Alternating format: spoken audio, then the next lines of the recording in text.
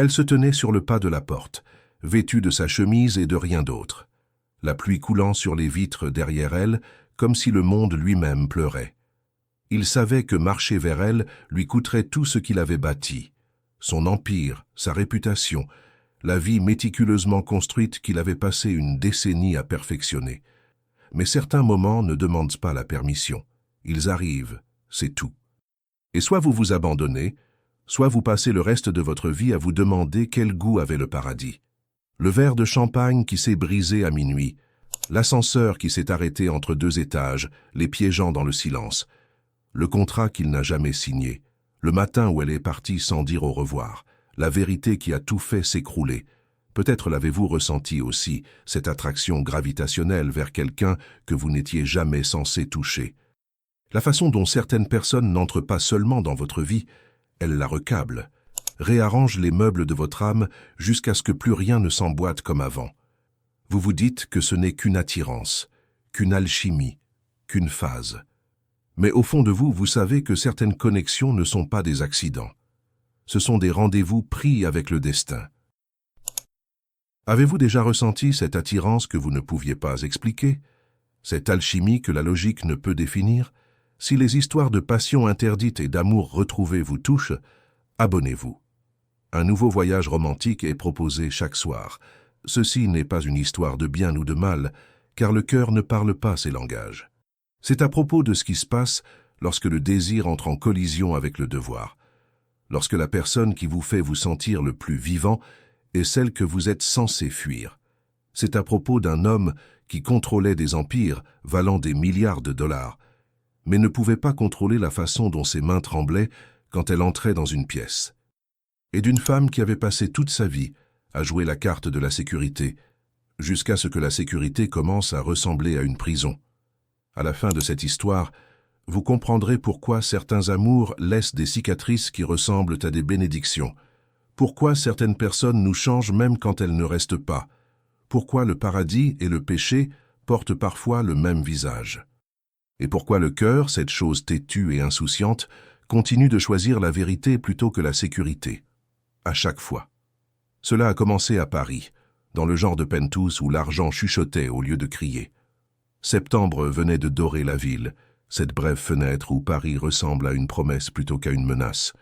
Elle avait 28 ans, consultante en architecture engagée pour redessiner son hôtel phare.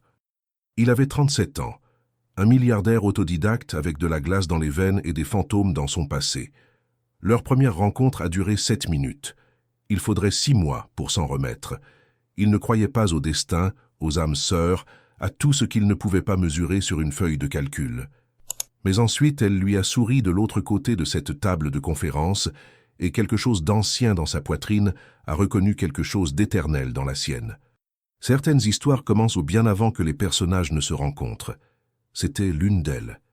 La salle de conférence du 42e étage sentait le cuir et l'ambition, le genre d'espace où les fortunes se faisaient et les âmes s'égaraient parfois. La lumière d'automne filtrait par les baies vitrées, transformant la ligne d'horizon de Paris en une cathédrale de verre et d'acier. Il était assis au bout de la table, parfaitement immobile, un homme qui avait appris tôt que le pouvoir portait le silence comme une armure. Son costume était bleu marine, fait sur mesure, coûteux d'une manière qui n'avait pas besoin de s'annoncer. Ses mains reposaient sur la surface en acajou stable, contrôlée, les mains de quelqu'un qui avait construit un empire, du plan au ciel. Mais ses yeux, gris comme les tempêtes d'hiver, contenaient quelque chose d'entièrement différent. Quelque chose de turbulent, quelque chose d'affamé, quelque chose qu'il avait ignoré pendant des années. Elle est entrée avec 3 minutes de retard, s'excusant d'une voix qui parvenait à être à la fois confiante et incertaine. Ses cheveux étaient foncés, tirés en arrière d'une manière qui suggérait l'efficacité, mais ne pouvait masquer complètement leur douceur. Elle portait un chemisier crème et un pantalon ajusté, une armure professionnelle qui la rendait d'une certaine façon plus vulnérable, et non moins. Un porte-document glissé sous le bras, un stylo derrière l'oreille, la légère rougeur sur ses joues trahissant une nervosité qu'elle tentait désespérément de cacher.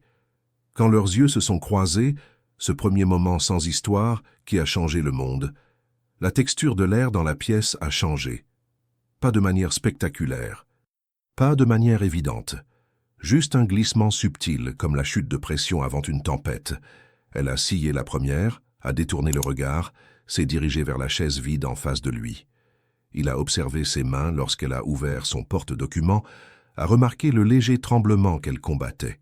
Quelque chose dans sa poitrine a bougé, un verrou se débloquant dans une porte qu'il ne se souvenait pas avoir fermée. Il a hoché la tête une fois. « Mademoiselle Reyes, merci d'être venue. » Sa voix était exactement celle que l'on attend d'un homme qui négocie avec des gouvernements. Douce, mesurée, ne révélant rien. Mais dessous, quelque chose d'autre bourdonnait. Une fréquence que seules certaines âmes pouvaient entendre. Elle a souri professionnellement, de manière exercée, le genre de sourire que les gens portent lors d'entretiens d'embauche et de premiers rendez-vous. « Monsieur Hathaway, j'attendais cela avec impatience. » Un mensonge. Il pouvait le dire. Elle était terrifiée. Par le projet, a-t-il supposé, par son ampleur, par l'idée de le décevoir. Il ne savait pas encore qu'elle était terrifiée par autre chose, quelque chose qu'elle avait ressenti au moment où elle avait franchi cette porte. La réunion a duré 47 minutes. Ils ont discuté des plans, des échéances, de sa vision pour transformer l'hôtel Méridien en quelque chose qui redéfinirait l'hôtellerie de luxe.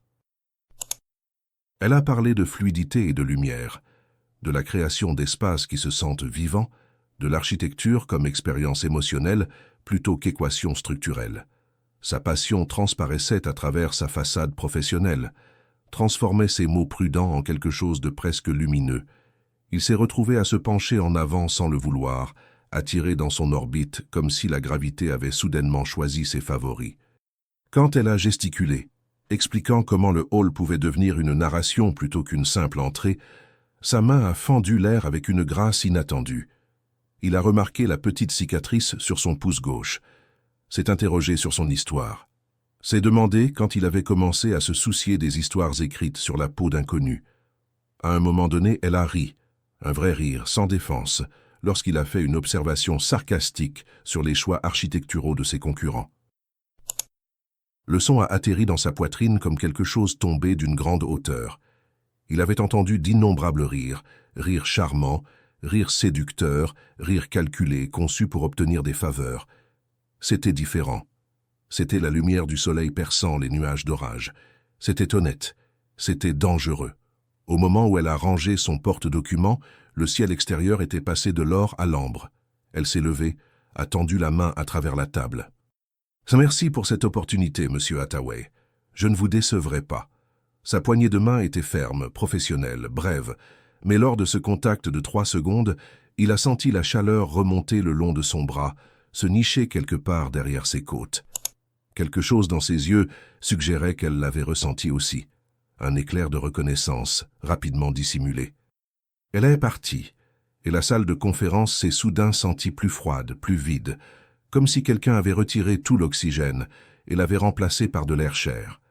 Il est resté dans sa chaise longtemps après son départ, fixant les rendus architecturaux qu'elle avait laissés. Au bas d'une page, d'une petite écriture, elle avait écrit « Les espaces devraient se souvenir des personnes qui y circulent ». Il a passé son doigt sur les mots, sentant la légère empreinte où son stylo avait pressé le papier. Dehors, la ville s'est transformée en soirée, 1 million de lumières s'allumant comme des prières exaucées. Et quelque part dans sa poitrine, quelque chose qu'il avait gardé gelé pendant très longtemps a commencé imperceptiblement à décongeler. Il s'est dit que ce n'était rien. Respect professionnel, appréciation esthétique. Il s'est dit beaucoup de choses cette première nuit. Rien de tout cela n'était vrai. Les 3 semaines suivantes se sont écoulées comme de l'eau sur une pierre, lentement, mais tout changeant. Elle venait au bureau 2 fois par semaine, toujours professionnelle, toujours préparée, apportant des designs révisés qui capturaient d'une certaine façon des pensées qu'il n'avait pas su exprimer. Ils se rencontraient dans cette même salle de conférence, la lumière d'automne devenant plus vive alors que septembre cédait la place à octobre. Il se surprenait à attendre les mardis et jeudis avec une intensité qui l'agaçait. Ce n'était pas son genre. Il n'anticipait pas. Il n'attendait pas. Il exécutait, décidait, avançait. Mais quelque chose dans sa présence était devenu un rythme que son corps reconnaissait. la façon dont elle penchait la tête en examinant un problème, mordillant sa lèvre inférieure par concentration. La façon dont elle prononçait son nom, Monsieur Hathaway, avec juste assez de formalité pour maintenir la distance, mais une pointe de quelque chose de plus chaleureux dessous. La façon dont elle sentait le café et quelque chose de floral qu'il ne pouvait nommer. Quelque chose qui restait dans la salle de conférence bien après son départ. Pendant leur 4e réunion, il a plu. Non pas la pluie douce et romantique des films, mais le genre d'averse qui transformait les rues de Paris en rivière, qui faisait trembler les fenêtres et le ciel devenir couleur charbon. Elle était arrivée trempée, s'excusant, riant d'elle-même, le mascara légèrement estompé au coin de ses yeux. Il lui avait offert son mouchoir sans réfléchir, et lorsqu'elle l'avait pris, leurs doigts s'étaient à nouveau touchés, ce même courant électrique, cette même inspiration brusque. Elle avait soutenu son regard pendant 2 secondes de trop, avant de regarder ailleurs en tamponnant son visage. « J'ai regardé le bulletin météo », dit-elle, essayant d'être légère. Il annonçait partiellement nuageux. « Les bulletins météo mentent », répondit-il, et quelque chose dans son ton laissait entendre qu'il parlait de bien plus que de météorologie. L'air entre eux était devenu plus lourd, chargé de quelque chose qu'aucun des deux ne reconnaissait. Ils ont travaillé malgré la pluie, discutant des matériaux et des budgets, mais la vraie conversation se déroulait dans les espaces entre les mots, dans la façon dont il se penchait en arrière quand elle se penchait en avant. Maintenant, une distance prudente, dans la façon dont elle plaçait une mèche de cheveux derrière son oreille quand elle était nerveuse, un geste qu'il avait commencé à cataloguer sans permission. Dans le silence qui tombait lorsque leurs yeux se croisaient accidentellement, et comment aucun des deux ne se pressait de le combler. Son assistante, Patricia, l'a remarqué. Elle travaillait pour lui depuis 8 ans, l'avait vu interagir avec des centaines de consultants, de partenaires, de designers. Elle a mentionné prudemment que Mademoiselle Reyes semblait très talentueuse. Il avait acquiescé, sans lever les yeux de son ordinateur, la voix parfaitement neutre. Patricia n'avait rien dit de plus, mais il avait saisi le regard entendu dans ses yeux. Le regard qui disait « Je te vois faire semblant, et je sais ce que tu fais semblant de ne pas voir. » À la 6e semaine, lors de leur réunion du jeudi, elle a apporté du café. « J'ai remarqué que vous le preniez noir, » dit-elle, posant la tasse sur la table. « Sans sucre. » C'était une petite chose, insignifiante, mais il n'avait jamais mentionné comment il prenait son café. Elle avait simplement observé, s'était souvenue, avait pris assez soin pour le remarquer. Le geste a atterri dans sa poitrine comme quelque chose de fragile et de précieux. Il l'a remercié, et lorsqu'il a pris la première gorgée, c'était exactement comme il faut. Pas trop chaud, pas trop amer. Parfait. Pendant l'heure suivante, ils ont travaillé côte à côte à la même table au lieu d'être face à face, son ordinateur portable à côté du sien. Leurs bras se touchaient presque. L'espace entre eux mesuré en centimètres, bourdonnant de conscience. À un moment donné, tendant la main pour le même document, leurs mains sont entrées en collision. Tous deux se sont retirés comme s'ils s'étaient brûlés, mais pas avant qu'ils ne sentent à quel point sa peau était chaude. Pas avant qu'elle ne sente comment son toucher semblait contourner son cerveau et parler directement à quelque chose de plus profond. « Pardon », dirent-ils simultanément, puis rire, maladroit, humain, réel. Le rire a laissé place à quelque chose de plus silencieux, de plus sérieux. Elle l'a regardé, vraiment regardé, et il s'est retrouvé incapable de détourner le regard. Ses yeux étaient bruns, mais pas seulement bruns. Ambre à la lumière, profonds comme des promesses, retenant des questions qu'elle n'était pas assez courageuse pour poser. Il s'est demandé si ses propres yeux le trahissaient, si elle pouvait voir au-delà du contrôle prudent jusqu'au chaos en dessous. « Monsieur Hathaway », dit-elle doucement, et cela ressemblait presque à une confession. « James », corrigea-t-il se surprenant lui-même, « quand il n'y a que nous, vous pouvez m'appeler James. » C'était la première fissure dans le mur professionnel derrière lequel ils se cachaient tous deux, petite, presque insignifiante, mais les tremblements de terre commencent par des fissures capillaires. Elle a hoché la tête lentement, testant la forme de son prénom dans son esprit avant de le prononcer à voix haute. « James », murmura-t-elle, et cela sonnait comme une porte qui s'ouvre. La réunion s'est terminée plus tôt que d'habitude ce jour-là. Tous deux savaient pourquoi, bien qu'aucun des deux ne l'ait dit. L'air était devenu trop épais, trop chargé, trop plein de choses qui devaient rester tues. Elle a rangé rapidement, efficacement, sans croiser son regard. Il l'a accompagnée jusqu'à l'ascenseur, ce qui semblait à la fois nécessaire et dangereux. Ils se tenaient côte à côte, tandis que les chiffres descendaient, étage par étage, aucun des deux ne parlant. Juste avant que les portes ne s'ouvrent sur le hall, elle s'est tournée vers lui. « James, dit-elle à nouveau, goûtant l'intimité de son prénom. Ce projet, il compte pour moi. » Il a compris qu'elle ne parlait pas seulement d'architecture. « Il compte pour moi aussi, » répondit-il, et le poids de tout ce qui n'était pas dit s'est abattu sur eux comme l'atmosphère. L'ascenseur s'est ouvert. Elle a franchi le pas. Les portes ont commencé à se fermer. À la dernière seconde, elle a regardé en arrière et leurs yeux se sont croisés à travers l'espace se rétrécissant. Aucun des deux n'a souri, aucun n'a parlé, mais quelque chose est passé entre eux à ce moment. Reconnaissance, permission, avertissement. La compréhension qu'ils se tenaient au bord de quelque chose de vaste et de dangereux, et qu'aucun des deux n'allait s'éloigner. Octobre a cédé la place à novembre, et la ville s'est enveloppée dans l'obscurité précoce. Le projet a pris de l'ampleur, nécessitant plus de réunions, plus de collaboration, plus de temps dans des pièces où l'air semblait trop rare. Ils ont cessé de prétendre que l'alchimie n'existait pas. Ont cessé de combattre l'attraction gravitationnelle qui faisait que chaque au revoir ressemblait à un déchirement. Mais ils n'ont pas agi en conséquence non plus. Pas encore. Au lieu de cela, ils ont construit quelque chose de plus dangereux qu'une simple aventure, l'amitié. Cela a commencé par des conversations qui s'écartèrent des affaires. Lors d'une réunion tardive, elle avait mentionné adorer les vieux films, ceux tournés en noir et blanc, où la romance signifiait des regards langoureux au lieu d'une confession explicite. Il l'avait surprise en citant Casablanca de mémoire, cette célèbre réplique sur le timing et le destin. Son visage s'était illuminé d'une manière qui avait fait oublier à son cœur son rythme prudent. « Vous regardez de vieux films ?» demanda-t-elle, ravie, curieuse. « Je regarde tout une fois, » répondit-il. « Mais je ne me souviens que des choses qui comptent. » L'implication planait entre eux, tacite mais comprise. Ils ont commencé à rester plus tard, les conversations s'étirant au-delà de minuit.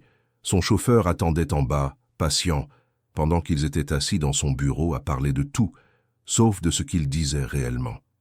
Elle lui a raconté avoir grandi dans le quartier populaire de Paris, fille d'immigrants qui avaient construit leur rêve européen sacrifice après sacrifice. À propos d'avoir étudié l'architecture, parce que les bâtiments lui semblaient plus sûrs que les gens, plus prévisibles, suivant des règles qui avaient un sens. À propos de la peur d'avoir hérité du cœur prudent de sa mère, choisissant toujours la sécurité plutôt que la passion. Il lui a raconté des choses qu'il n'avait dites à personne. À propos d'avoir construit sa première entreprise à 23 ans, avec de l'argent emprunté à des usuriers, dormant au bureau, survivant au café et à une fierté obstinée. À propos de la solitude qui accompagnait le succès, comment plus il montait, plus l'air devenait froid. À propos de la façon dont les gens regardaient son compte bancaire au lieu de son visage, comment l'intimité était devenue une transaction, comment il avait cessé de croire que quelque chose de réel pouvait survivre dans son monde. « Vous n'êtes pas aussi froid que vous le prétendez », dit-elle une nuit, la pluie tambourinant contre les fenêtres. Ils étaient assis aux extrémités opposées du canapé de son bureau, chaussures enlevées, gardes baissés, les masques professionnels finalement mis de côté. « Et vous n'êtes pas aussi prudente que vous le pensez, » rétorqua-t-il doucement. Elle sourit, triste et lucide. C'est peut-être ça le problème. Le silence qui a suivi semblait sacré, plein d'une vérité qu'aucun des deux n'était prêt à exprimer. Dehors, la ville s'est estompée derrière les fenêtres striées de pluie, des millions de vies s'entrecroisant, et ils étaient là, deux personnes qui ne devraient pas s'accorder mais qui, d'une certaine façon, le faisaient. Pendant une session tardive, elle s'est endormie sur son canapé, épuisée par ses doubles équipes sur ses autres projets. Il l'a trouvée là vers 2 heures du matin, recroquevillée comme un point d'interrogation, sa respiration douce et régulière. Il aurait pu la réveiller, aurait dû lui commander une voiture, maintenir une distance appropriée. Au lieu de cela, il a drapé sa veste de costume sur ses épaules, un geste si tendre qu'il s'en est surpris. Puis s'est assis dans le fauteuil en face d'elle, observant le soulèvement et l'abaissement de sa respiration, la façon dont le sommeil adoucissait son visage. À cet instant, quelque chose s'est cristallisé pour lui. Ce n'était plus de l'attirance. C'était quelque chose de plus profond, de plus permanent. Quelque chose qui ferait mal quand cela prendrait fin, et cela devrait prendre fin. Les hommes comme lui n'avaient pas le droit de garder des choses belles et honnêtes. Elle s'est réveillée 1 heure plus tard, désorientée, le trouvant toujours là, la regardant avec une expression qu'elle ne parvenait pas à décrypter. « Vous êtes resté » murmura-t-elle, encore à moitié endormie. « Je suis resté » confirma-t-il, et cela sonnait comme un vœu. Elle s'est assise lentement, sa veste glissant de ses épaules. La regardait dans la pénombre. Cet homme qui était devenu plus qu'un client, plus qu'un ami. Cet homme qui la regardait comme si elle était un langage qu'il apprenait tout juste à lire. « James » dit-elle, son nom étant à la fois une question, une réponse et une prière. « Je sais » répondit-il, bien qu'elle n'ait rien demandé. Mais il savait, il comprenait. Ils étaient dans le pétrin, le genre dont on ne se remet pas, le genre qui vous change définitivement, même s'il ne dure pas. Le lendemain matin, autour d'un café dans son bureau, alors que l'aube peignait la ville en rose et or, ils ont conclu un accord tacite, de garder cela professionnel, d'être prudent, de ne pas franchir la ligne qui, ils le savaient tous deux, s'estompait déjà.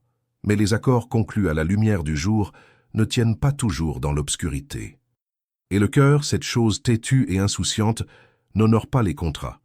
Un soir de fin novembre, en quittant son bureau après minuit, ils se sont retrouvés seuls dans l'ascenseur. 42 étages de descente, juste 2, suspendus dans l'acier et le silence.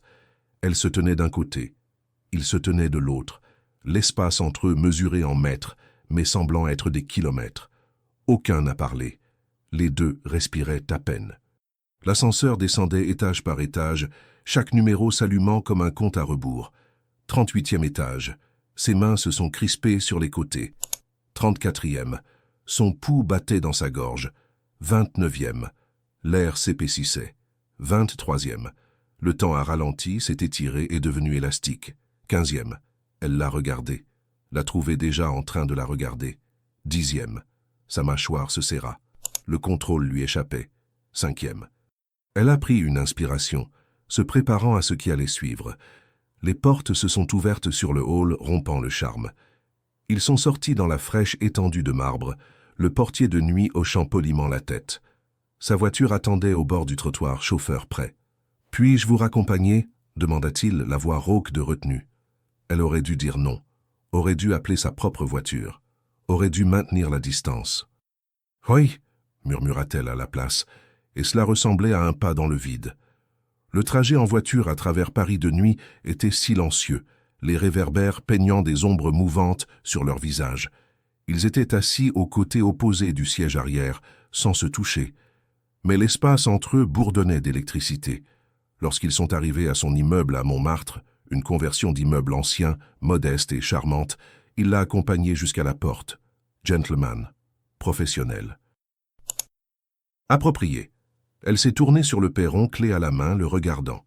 L'air de novembre était assez froid pour voir leur souffle, 2 nuages de blanc se mêlant dans l'espace entre eux. « Merci, dit-elle, pour le trajet, pour la soirée, pour l'avoir vue. »« Bonne nuit, Helena, » répondit-il, utilisant son prénom comme une caresse. Aucun n'a bougé. Aucun n'a respiré. La distance entre eux était inférieure à 30 centimètres, assez proche pour sentir la chaleur de l'autre. Sa main s'est levée, presque d'elle-même, tendant vers son visage. Elle s'est figée, attendant, désirant, terrifiée. Ses doigts se sont arrêtés à quelques centimètres de sa joue, tremblant de retenue. « Je devrais partir, dit-il, la voix à peine audible. « Vous devriez, acquiesça-t-elle sans bouger. Pendant 5 battements de cœur, ils sont restés suspendus dans la possibilité. Puis il a reculé, brisant le charme qui les retenait. « Bonne nuit, Helena, » dit-il à nouveau, et cette fois, cela ressemblait à un adieu. Il est retourné à la voiture, a disparu dans la nuit, la laissant sur le perron, respirant fort comme si elle avait couru. Elle a touché son visage là où sa main avait failli se poser, sentant le fantôme du contact qui n'avait jamais eu lieu. À l'intérieur de son appartement, elle s'est appuyée contre la porte fermée, le cœur battant, le corps tremblant. Sachant avec une certitude absolue, que quelque chose d'irrévocable venait de se produire. Ils ne s'étaient pas embrassés, ne s'étaient pas touchés au-delà des poignées de main et des collisions accidentelles. Mais ce soir, sur ce perron, ils avaient franchi un autre type de seuil, celui où faire semblant devient impossible, où être prudent devient hors de propos, où la seule question restante n'est pas si, mais quand. Décembre est arrivé avec le genre de froid qui rend la ville à la fois dure et belle. Le projet de l'hôtel Méridien est entré dans sa phase de conception finale, ce qui signifiait plus de réunions, des heures plus longues, une proximité accrue. C'étaient des professionnels, ils avaient un contrat, un calendrier, des responsabilités. Mais sous les plans et les discussions budgétaires, autre chose était en train d'être construit. Quelque chose sans permis ni intégrité structurelle. Quelque chose qui allait soit les retenir, soit les enterrer. La fête de fin d'année de l'entreprise a eu lieu dans la salle de bal inachevée du Méridien, un aperçu de ce que l'espace deviendrait. Murs nus et poutres exposées, mais un éclairage conçu pour transformer l'industriel en intime.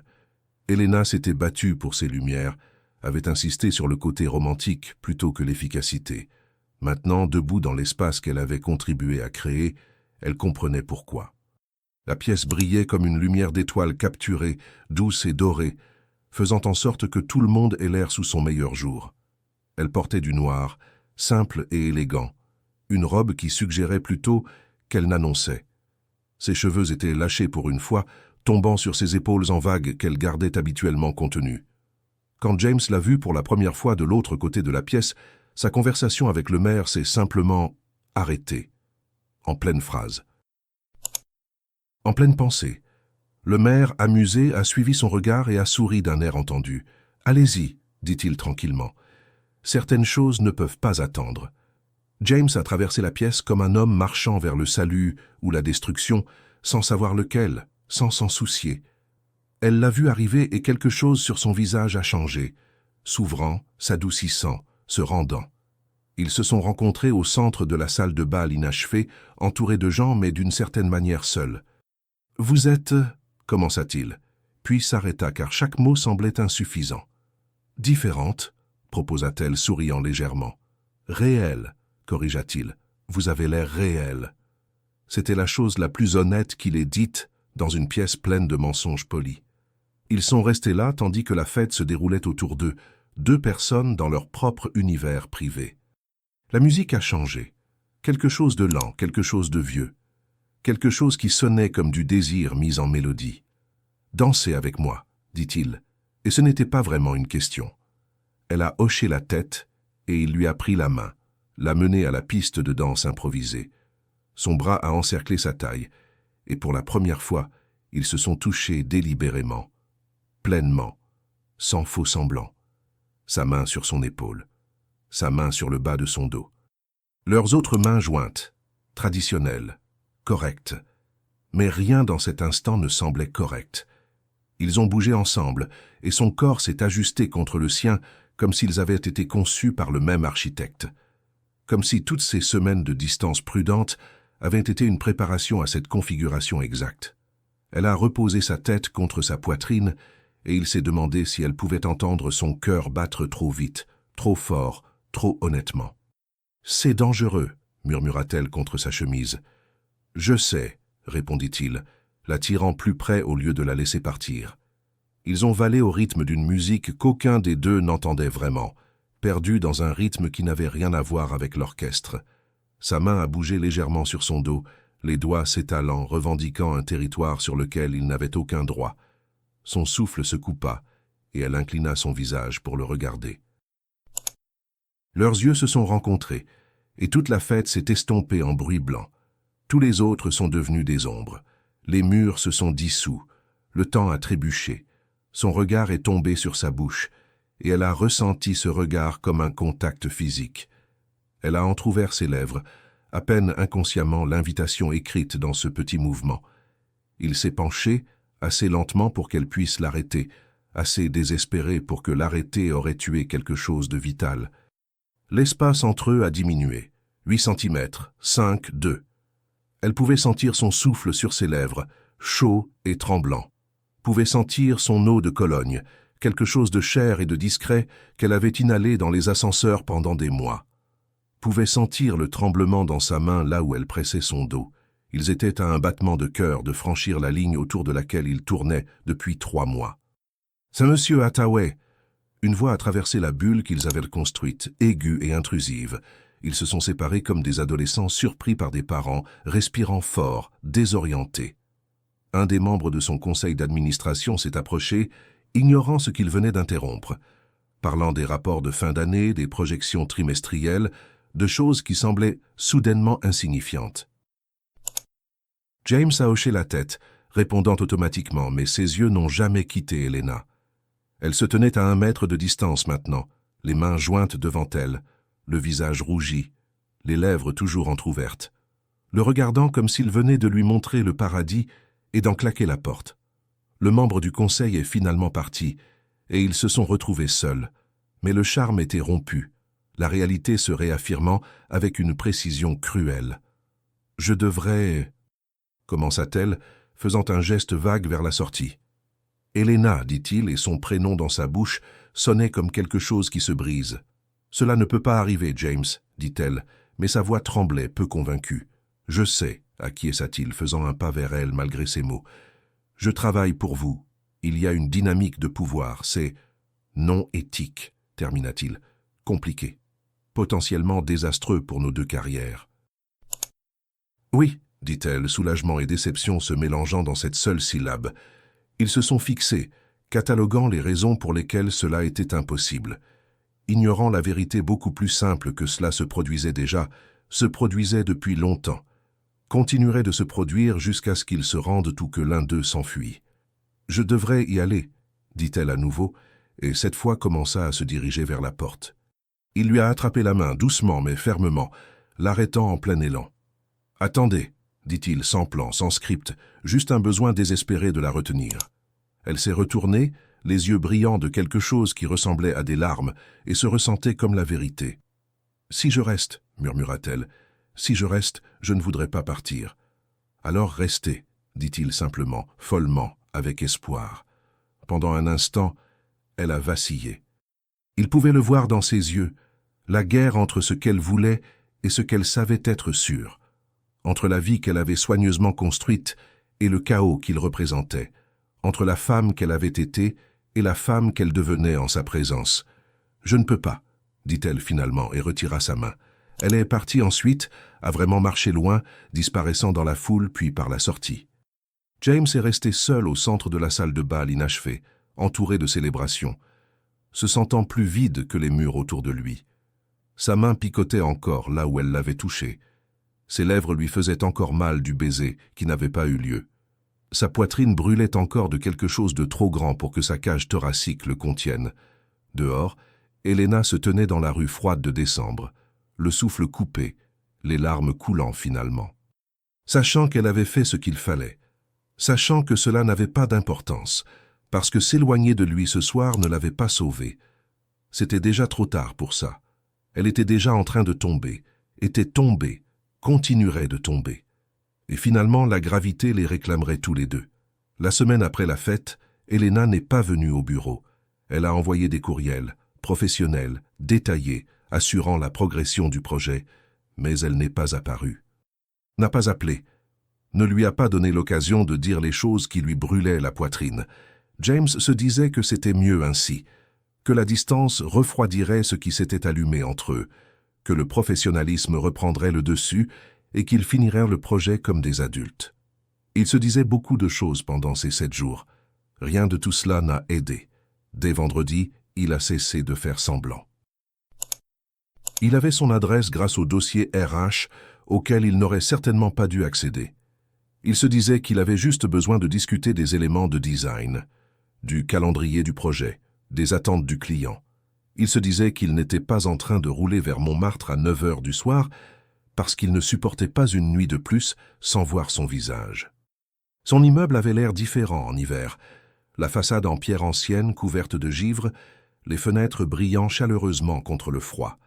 Il est resté assis dans sa voiture pendant 10 minutes, se disputant avec lui-même, avant de finalement sortir. La marche jusqu'à sa porte lui a semblé plus longue que n'importe quelle autre qu'il ait faite, plus lourde de conséquences. Il a frappé avant de pouvoir changer d'avis, a entendu du mouvement à l'intérieur, puis le silence. Savait qu'elle vérifiait par le Judas, hésitante à ouvrir. La porte s'est ouverte et elle était là, vêtue d'un jogging trop grand et d'un t-shirt de l'université, les cheveux en chignon négligé, sans maquillage, avec des lunettes qu'il n'avait jamais vues auparavant. Plus belle qu'elle ne l'était dans sa robe noire parce que c'était sans filtre, c'était réel. « James », dit-elle, son prénom étant à la fois question et abandon. « Puis-je entrer » demanda-t-il, et quelque chose dans sa voix rendait le mensonge impossible. Elle s'est écartée, l'a laissé entrer dans son espace, sa vie, le petit appartement qui sentait la vanille des bougies et le café. Ses murs étaient couverts d'esquisses architecturales, certaines d'elles, d'autres de designers qu'elle admirait. Des livres partout, sur des étagères, empilés sur des tables, entassés à côté du canapé. Un verre de vin à moitié vide sur la table basse, à côté d'un ordinateur portable montrant des plans d'étage. C'était modeste, habité, plein de personnalité. Tout ce que son penthouse n'était pas. « Je travaillais », dit-elle inutilement, désignant son ordinateur portable. « À 9 heures du soir un vendredi », observa-t-il. « On pourrait dire la même chose de vous », rétorqua-t-elle. « Que faites-vous ici ?» Il avait préparé un discours pendant le trajet. Quelque chose sur le professionnalisme, sur le besoin de clarifier les choses. Tout s'est évaporé lorsqu'elle l'a regardé avec ses yeux honnêtes. « Je suis fatigué de faire semblant », dit-il à la place, brute, réelle, téméraire. Elle a fermé les yeux, comme si ces mots la blessaient. « James, laissez-moi finir », l'interrompit-il doucement. « Je suis fatigué de prétendre que je ne pense pas à vous constamment, que je n'attends pas les mardis et jeudis comme si c'étaient les seuls jours qui comptent. Que m'éloigner de vous la semaine dernière n'a pas été la chose la plus difficile que j'ai faite depuis des années. » Son souffle se coupa, mais elle ne parla pas. « Je suis fatigué de me mentir à moi-même en disant que ce n'est que du respect professionnel ou de l'appréciation esthétique ou tout autre terme clinique que j'utilise pour nier ce qui est réellement en train de se passer. »« Et qu'est-ce qui est réellement en train de se passer ?» demanda-t-elle, la voix à peine un murmure. Il s'est rapproché et elle n'a pas reculé. « Je tombe amoureux de vous, Helena, » dit-il, et la vérité a atterri entre eux comme quelque chose de précieux et de dangereux. Depuis que vous êtes entrée dans cette salle de conférence, l'air terrifiée et brillante, peut-être avant cela, peut-être dans une autre vie. Elle a fait un bruit, à moitié rire, à moitié sanglot. « Vous ne pouvez pas juste dire des choses comme ça, » dit-elle, mais elle avançait vers lui, tirée par la même gravité. « Pourquoi pas ?» défia-t-il. « Pourquoi ne puis-je pas vous dire la vérité ? Parce que je travaille pour vous, parce que c'est compliqué, parce que vous le ressentez aussi, termina-t-il, et que cela vous terrifiait. » Elle l'a regardé, les larmes se rassemblant dans ses yeux, les défenses s'écroulant finalement. « Oui, » admit-elle. « Mon Dieu, oui, je le ressens aussi. Chaque fois que vous me regardez, j'oublie comment respirer. Chaque fois que vous prononcez mon nom, cela sonne comme une promesse que je veux que vous teniez. Chaque fois que vous vous éloignez, je dois physiquement m'empêcher de vous rappeler. » Sa main s'est levée vers son visage, et cette fois, rien ne l'a arrêté. Sa paume a bercé sa joue, et elle s'est penchée dans le contact comme si elle en avait été affamée. « Alors pourquoi combattons-nous cela ?» demanda-t-il. « Parce que c'est intelligent, parce que c'est sûr, parce que l'alternative est... »« Le paradis » l'interrompit-il, faisant écho aux mots qu'aucun des deux n'avait dit, mais que tous deux avaient ressenti. Un paradis dangereux, compliqué, potentiellement désastreux. Elle a ri alors, un rire réel, brisé et magnifique. « Vous rendez les choses très difficiles pour faire ce qu'il faut, » dit-elle. « Tant mieux, » répondit-il, « parce que j'ai fini de faire ce qu'il faut si cela signifie vous perdre. » Ils se tenaient à quelques centimètres l'un de l'autre, sa main sur son visage, ses mains agrippant maintenant sa veste. « Si nous faisons cela, » dit-elle lentement, « si nous franchissons cette ligne, il n'y aura pas de retour en arrière. »« Je ne veux pas revenir en arrière, » dit-il avec une certitude absolue. « Votre réputation n'a pas plus d'importance que cela. Le projet est presque terminé. Et même s'il ne l'était pas, Je trouverai un moyen. James, vous ne pensez pas clairement. Je pense plus clairement que je ne l'ai fait depuis des années, l'interrompit-il. Helena, j'ai passé toute ma vie d'adulte à construire des murs, à garder les gens à distance, à confondre contrôle et force. Et puis vous êtes entré dans ma salle de conférence et tous les murs que j'avais construits ont commencé à se fissurer. Son autre main est venue encadrer son visage, la tenant doucement, comme si elle était quelque chose qui pourrait disparaître. Vous me donnez envie de choses auxquelles j'avais cessé de croire.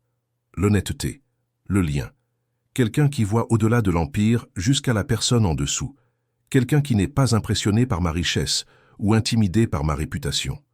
Quelqu'un qui argumente sur mes choix de design et s'endort sur mon canapé et me regarde comme si j'étais humain au lieu d'un bilan financier. Une larme a glissé sur sa joue et il l'a essuyée avec son pouce. « Je sais que c'est compliqué, continua-t-il. Je sais qu'il y a 1000 raisons pratiques pour lesquelles nous ne devrions pas faire cela.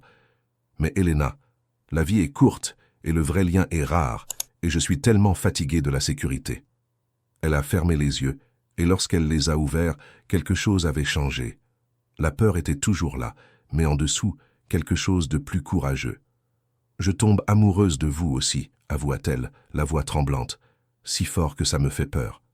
Vous êtes tout ce que je me suis dit que je ne voulais pas. Compliqué, intense, impossible.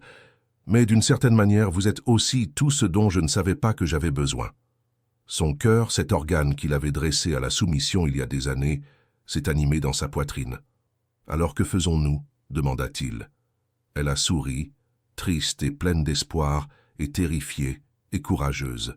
« Je pense que nous arrêtons de fuir, » dit-elle. « Je pense que nous arrêtons de faire semblant. Je pense que nous admettons que cela se passe et que nous découvrirons le reste au fur et à mesure. »« Aussi simple que cela » demanda-t-il. « Aussi compliqué que cela » corrigea-t-elle. « Mais oui, ils sont restés là, suspendus dans l'instant avant que tout ne change. Ses mains encadrant toujours son visage, ses mains agrippant toujours sa veste, tous deux tremblant légèrement, par peur ou par anticipation ou par le pur soulagement de finalement dire la vérité. « Helena, dit-il, lui donnant une dernière chance de reculer. « James, répondit-elle, répondant à une question qu'il n'avait pas posée, et puis finalement, après des mois de résistance, de cercle, de presque et pas encore et bientôt, il l'a embrassée. Cela a commencé doucement, presque avec hésitation. Ses lèvres ont touché les siennes comme une question, douce et prudente, demandant permission, même si elle l'avait déjà donnée. Elle a répondu en se dressant sur la pointe des pieds, en se pressant plus près, en s'ouvrant à lui comme une fleur au soleil. Et puis la douceur est devenue quelque chose d'entièrement différent. Le baiser s'est approfondi, des mois de retenue se transformant en intensité. Ses mains ont glissé de son visage à ses cheveux, l'attirant plus près, les angles changeant, trouvant l'ajustement parfait. Ses doigts se sont enroulés dans sa veste, puis se sont glissés dessous, sentant sa chaleur à travers sa chemise. Ils se sont embrassés comme des gens qui se noyaient et qui retrouvaient enfin l'air. Comme si chaque conversation qu'ils avaient eue était une préparation pour ce langage sans mots. Comme si leur corps attendait cette permission, ce lien, cette preuve que ce qu'ils ressentaient était réel. Elle avait le goût du vin et de quelque chose de plus doux, l'espoir peut-être, ou l'abandon. Il avait le goût du café et du danger et de chaque choix téméraire qu'elle avait toujours voulu faire. Ils se sont séparés pour reprendre leur souffle, les fronts pressés l'un contre l'autre, tous deux haletants. « Mon Dieu » murmura-t-elle, les yeux toujours fermés. « Ouais » acquiesça-t-il, son pouce traçant sa lèvre inférieure gonflée. Ils se sont regardés, et la vulnérabilité dans ce regard était presque trop à supporter. Ce n'était plus seulement de l'attirance, c'était quelque chose qui laisserait des cicatrices si cela se terminait mal, quelque chose qui valait la peine d'être protégé, qui valait la peine de tout risquer. « Encore » dit-elle, et elle le tira de nouveau vers elle. Cette fois, il y avait moins d'hésitation, plus de faim. Ils ont bougé ensemble, trébuchant légèrement, jusqu'à ce que son dos soit contre le mur et son corps pressé contre le sien. Ses mains ont exploré, sa taille, ses hanches, la courbe de sa colonne vertébrale, cartographiant un territoire dont il avait rêvé pendant des mois. Ses doigts se sont glissés dans ses cheveux, ont tiré légèrement, lui arrachant un son qui était du pur besoin. Ils se sont embrassés jusqu'à ce que leurs lèvres soient gonflées, jusqu'à ce que respirer devienne facultatif, jusqu'à ce que le reste du monde cesse d'exister. Quelque part dans son esprit, une voix a averti que c'était dangereux, qu'ils allaient trop vite, que des conséquences les attendaient. Il l'a complètement ignoré. Quand ils se sont finalement séparés à nouveau, tous deux tremblaient. Elle l'a regardé, les pupilles dilatées, les lèvres rouges, les cheveux ébouriffés par ses mains. La chose la plus belle qu'il ait jamais vue. « Restez, dit-elle, et cette fois ce n'était pas une question de minutes ou d'heures. « Êtes-vous sûr ?» demanda-t-il, lui offrant une dernière porte de sortie. « Non, admit-elle honnêtement, mais je n'ai jamais été aussi certaine d'être incertaine. » Il a ri, un vrai rire rouillé par la non-utilisation, et a embrassé son front tendrement. « Nous pouvons aller lentement, proposa-t-il. « Nous allons lentement depuis 3 mois, rétorqua-t-elle. « Que je suis fatigué de la lenteur. » Quelque chose dans ses yeux lui coupa le souffle, de la détermination mêlée de désir, de la peur mêlée de courage. Elle lui a pris la main, a entrelacé leurs doigts, et l'a mené plus loin dans son appartement. Au-delà du salon avec ses livres et ses esquisses, dans un court couloir jusqu'à une chambre qui sentait comme elle. Les lumières de Paris filtraient à travers les rideaux vaporeux, peignant tout dans des ombres douces. Elle s'est tournée vers lui, tenant toujours sa main, tremblant légèrement. « Je devrais vous dire, dit-elle, la voix douce, je ne fais pas ça, léger, téméraire, quoi que ce soit. »« Moi non plus, répondit-il, portant leurs mains jointes à ses lèvres, embrassant ses jointures. « Helena, rien dans tout ça ne semble léger. »« Bien, murmura-t-elle, et elle tendit la main vers les boutons de sa chemise. Ses doigts travaillaient lentement, délibérément, et il resta parfaitement immobile, la laissant donner le rythme.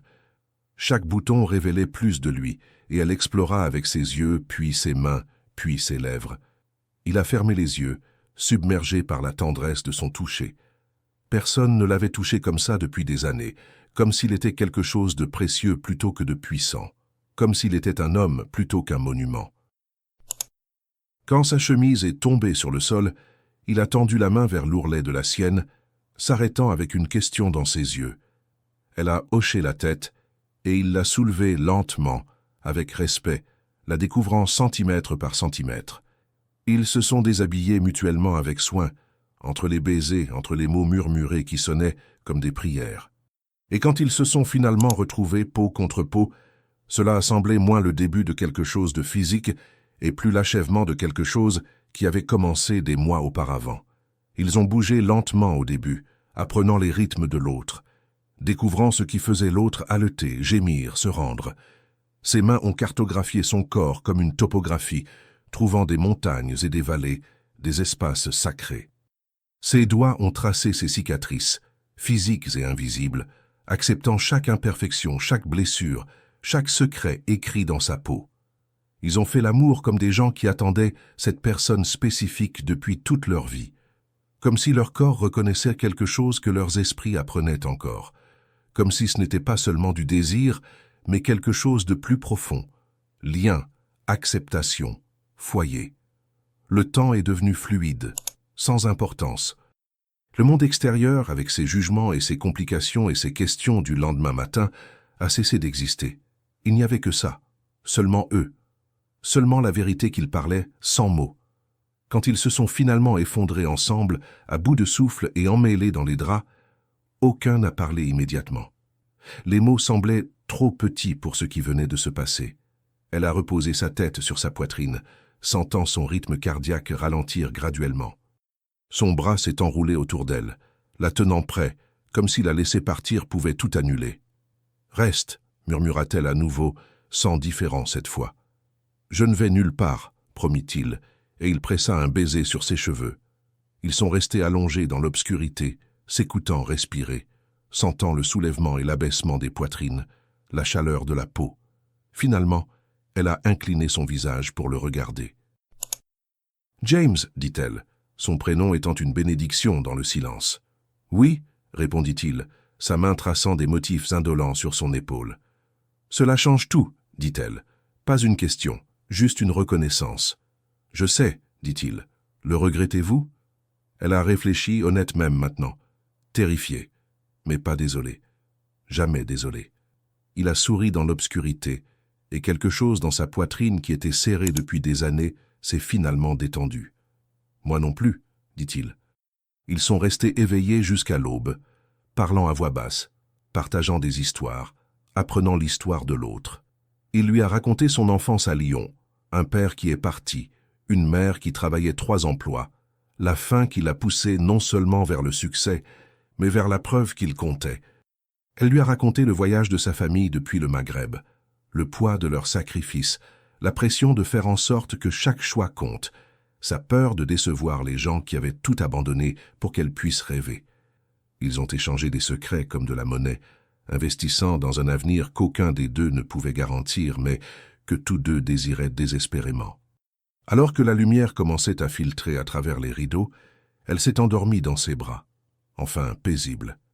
Il est resté éveillé plus longtemps, la regardant dormir, mémorisant cet instant, sachant qu'ils avaient franchi un seuil qui ne pouvait être franchi en sens inverse, sachant qu'il y aurait des conséquences, des complications, des défis à venir, sachant que rien de tout cela n'avait autant d'importance que la femme respirant doucement contre sa poitrine. Dehors, Paris s'est réveillé, inconsciente que 2 de ses habitants venaient de réécrire leurs histoires.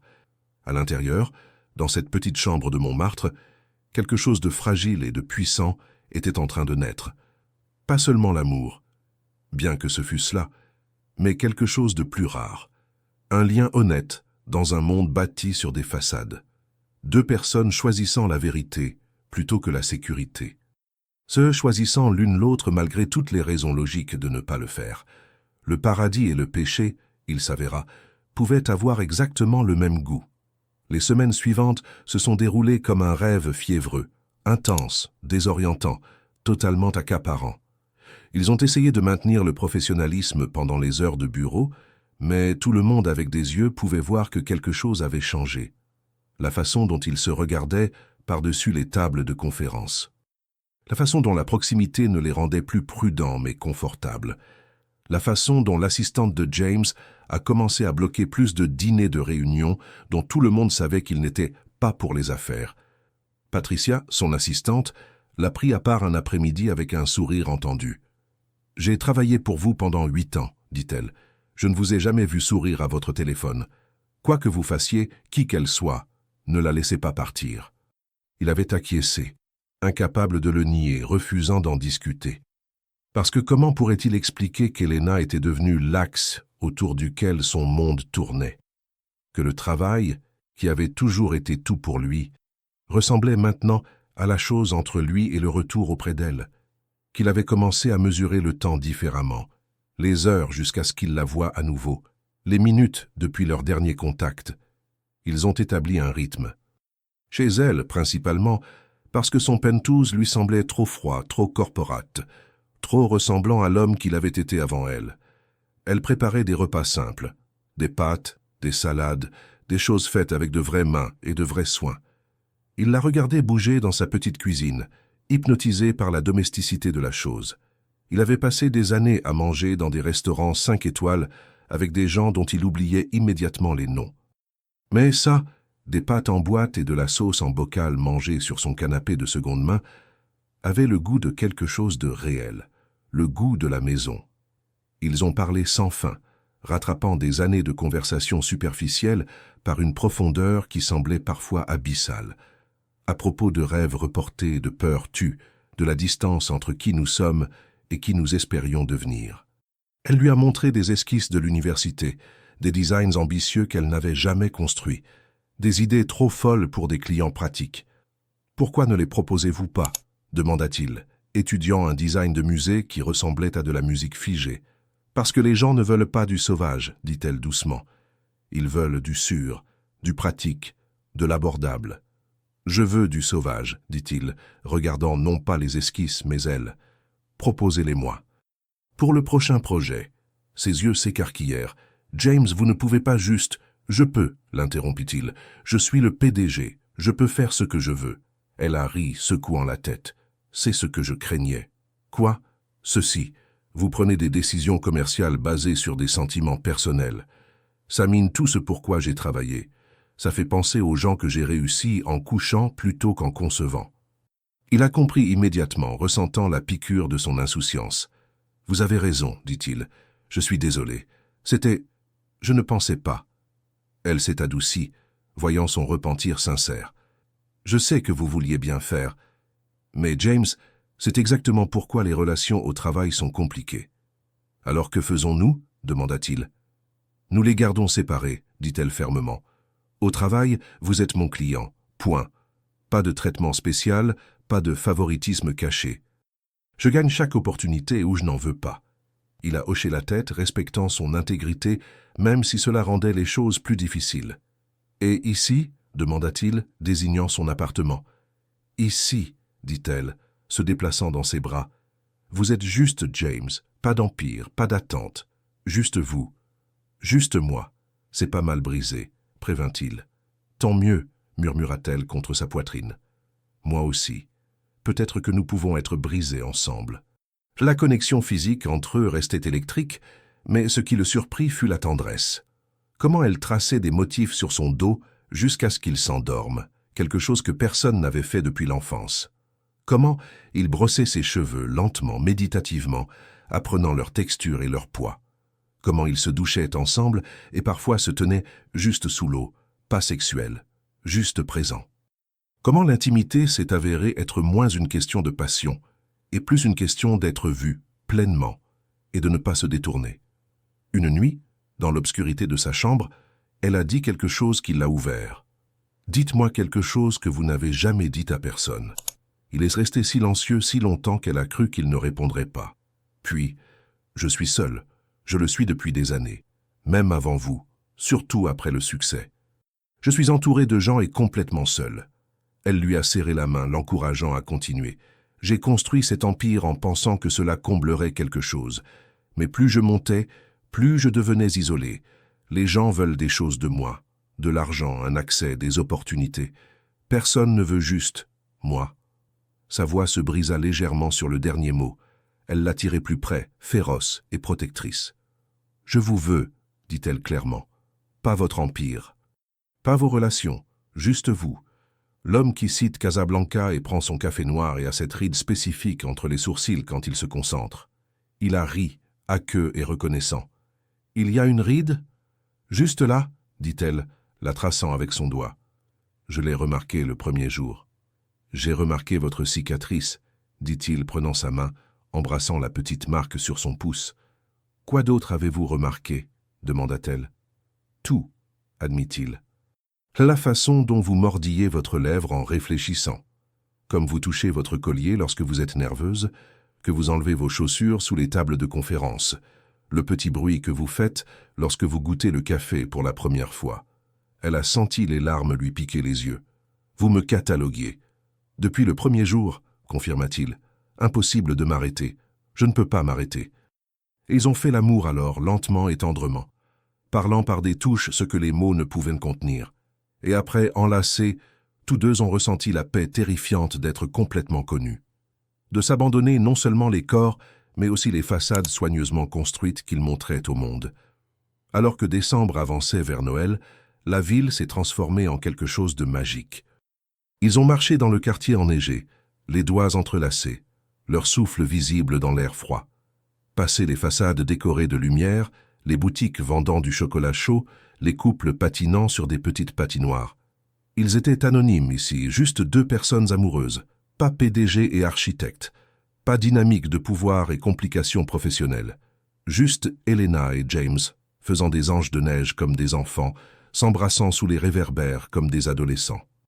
Construisant une vie en moments volés, sachant que la réalité exigerait finalement son dû, mais pas encore. Pas ce soir.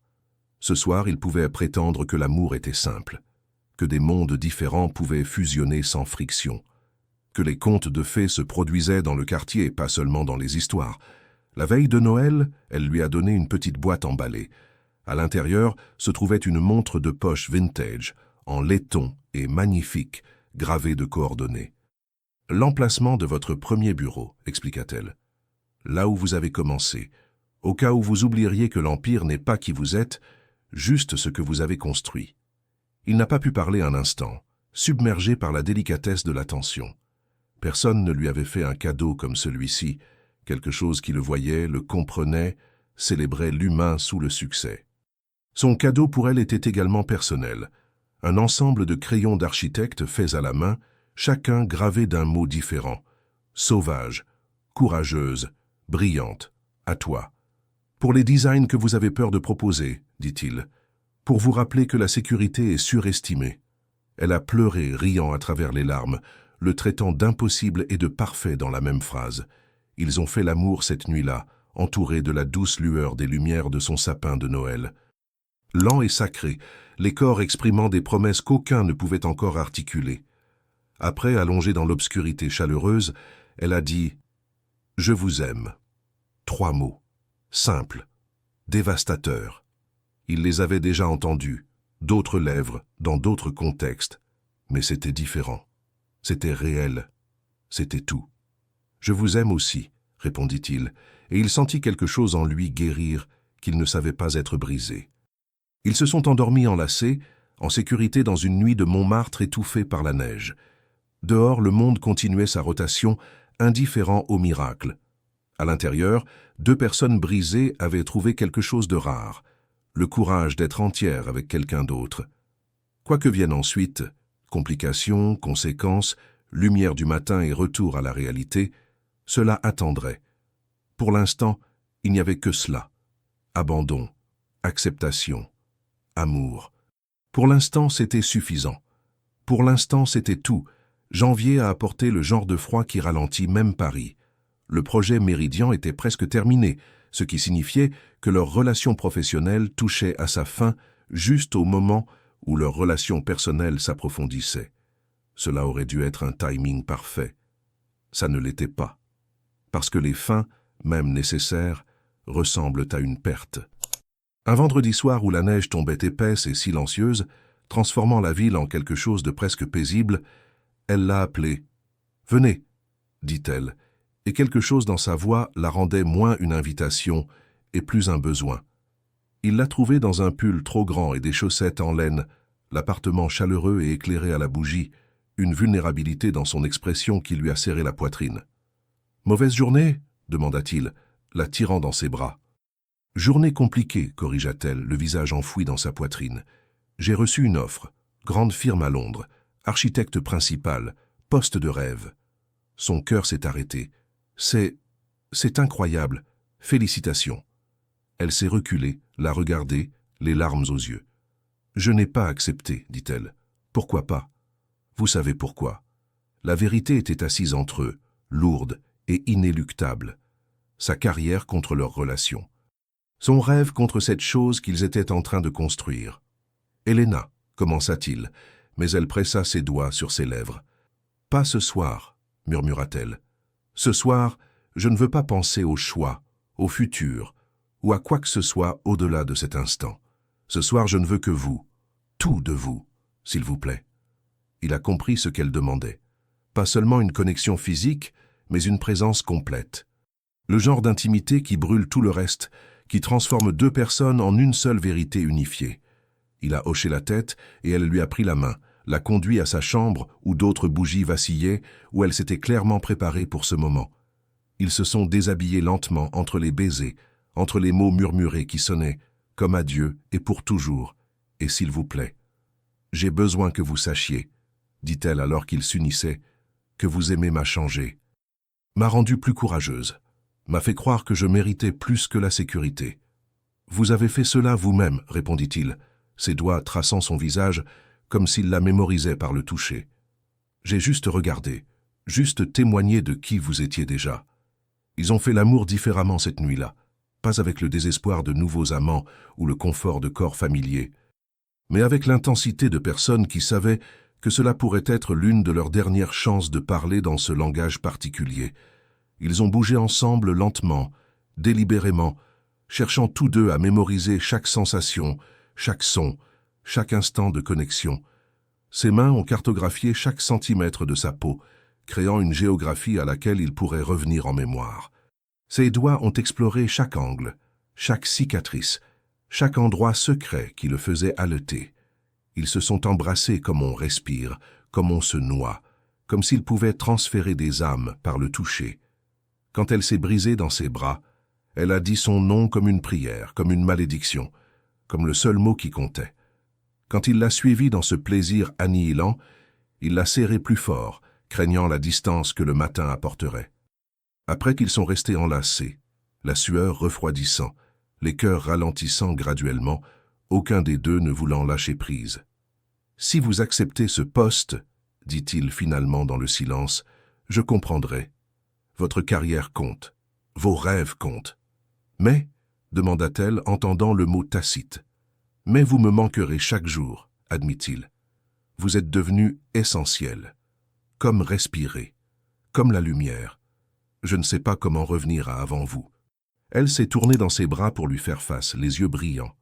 Et si je ne l'accepte pas, demanda-t-elle. Alors je me demanderai toujours si vous m'en voulez, répondit-il honnêtement. Si vous avez abandonné votre rêve pour un homme et que vous finissiez par nous haïr tous les deux pour cela. Ce n'est pas si simple, protesta-t-elle. N'est-ce pas? La défia-t-il doucement. Helena, j'ai vu trop de femmes brillantes se diminuer pour des hommes. Je ne peux pas être la raison pour laquelle vous faites cela. Vous ne me diminuez pas, argumenta-t-elle.